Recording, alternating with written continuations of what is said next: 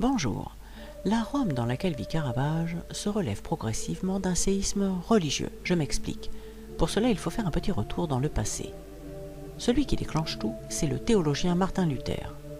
Originaire du Saint-Empire romain germanique, il voyage à Rome et constate des pratiques religieuses très étranges, notamment le commerce des indulgences. En quoi ça consistait? Après confesse, en fonction des péchés avoués, un fidèle est copé d'une peine pour se racheter. Aller en pèlerinage, dire un certain nombre de fois le Notre Père, etc. Au XVIe siècle, l'Église ajoute une autre option, payer, une sorte de réservation sur un vol sans escale pour le paradis. On pouvait même booker à l'avance, à savoir payer pour pallier un futur péché.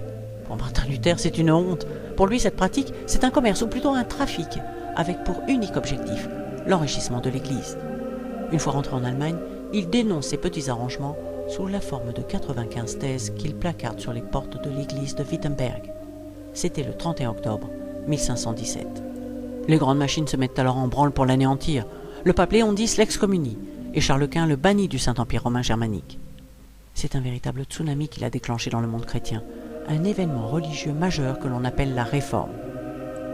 C'est de cette discorde que naîtra une nouvelle branche de la religion chrétienne, le protestantisme. Par opposition à la réforme protestante, on va parler de contre-réforme pour les catholiques. L'Église va riposter en organisant un concile, une sorte de réunion au sommet. Ce concile, qui s'est tenu dans la ville de Trente, a commencé en 1545 pour se terminer 18 ans plus tard. Certaines des règles issues du concile concerneront l'esthétique. Après la Renaissance était né un mouvement artistique appelé le maniérisme, ce que nous avons vu dans la série Arcimboldo. Ce mouvement réservé à une élite, car très sophistiqué et complexe, est l'art qui prédomine au moment où Caravage arrive sur le marché.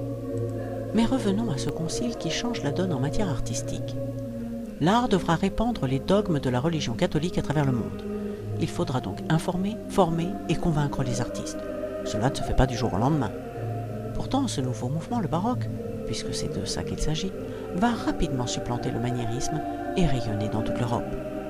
La volonté du concile, le respect des textes. En peinture, ça se traduit comment? Je vous donne deux exemples concrets. Le premier concerne la lumière. Au Moyen-Âge, le fond était doré. C'était jugé enfantin à la Renaissance, donc aboli. À présent, il faut faire ressurgir ce fond doré sous la forme d'une puissante lumière. Autre exemple, celui qui concerne la distinction des univers célestes et terrestres. Celui de Dieu devait être au-dessus des nuages, celui des hommes en bas. Maintenant, il faut rapprocher ces deux univers. Le fidèle doit se sentir plus proche des saints.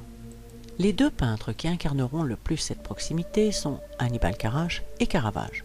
Le réalisme est le trait commun des deux artistes, mais Caravage apportera le clair-obscur, qui permet de dramatiser l'action et donner une tonalité encore plus réelle. Le haut clergé se rend compte que ce peintre a parfaitement compris les conclusions du Concile de Trente. Par sa peinture, il rend l'histoire biblique plus humaine, et c'est essentiel pour propager la foi. Le paradoxe, c'est que Caravage, qui traduit au mieux les idées du Concile, ne sera pas toujours bien perçu par l'Église de la base. Des curés et des moines attachés à une certaine tradition, et moins érudits aussi. Une Marie-Madeleine qui ne ressemble pas à une Vénus, ça déplaît dans une Italie toujours imprégnée d'antique et orientée vers la recherche du beau. Avec Caravage, exit les fioritures, enjolive et flatte l'œil. C'est l'humain qui compte, un être mortel et imparfait. Dans l'épisode suivant, nous verrons ce qui a tout fait basculer.